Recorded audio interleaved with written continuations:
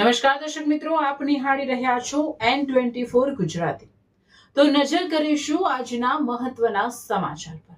Operation પરાક્રમ હેઠળ ફરાર આરોપી અમદાવાદમાંથી ઝડપાયો। વડોદરા ગ્રામ્ય પોલીસે ઓપરેશન પરાક્રમ અંતર્ગત મોટી સફળતા મેળવી છે। વડુ પોલીસ સ્ટેશનમાં નોંધાયેલા ઘરફોડ ચોરીના ગુનામાં સંડોવાયેલ નાસ્તા ફરતા આરોપીને અમદાવાદ શહેરમાંથી ઝડપી પાડવામાં આવ્યો છે। પોલીસ મહાનિર્દેશકના માર્ગદર્શન હેઠળ તારીખ 7 એપ્રિલ 2026 થી 11 એપ્રિલ 2026 દરમિયાન રાજ્યભરમાં ફરાર આરોપીઓને ઝડપી પાડવા માટે વિશેષ ડ્રાઈવ યોજાઈ છે। આ અભિયાન અંતર્ગત વડોદરા ગ્રામ્ય જિલ્લામાં પણ વિવિધ ગંભીર ગુનાઓમાં સંડોવાયેલા આરોપીઓને પકડવા માટે તીવ્ર કામગીરી હાથ ધરવામાં આવી છે। મળતી માહિતી મુજબ વડુ પોલીસ સ્ટેશનમાં નોંધાયેલા ગુનામાં આરોપી અનય ઓમપ્રકાશ તિવારી રહેવાસી યશોદાનગર વટવા અમદાવાદ દ્વારા અન્ય સાથીદારોની મદદથી અમી લાઈફ સાયન્સ કંપનીના પ્લાન્ટમાંથી કિંમતી કેમિકલ પાવડરની ચોરી કરવામાં આવી હતી।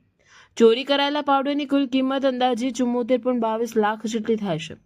ગુનો નોંધાયા બાદથી આરોપી પોલીસથી ફરાર હતો। ત્યારબાદ પેરોલ ફરલો સ્કોડ વડોદરા ગ્રામ્ય દ્વારા ગુપ્ત બાતમીના આધારે અમદાવાદના યશોદાનગર વિસ્તારમાં વોચ ગોઠવી તપાસ હાથ ધરવામાં આવી હતી।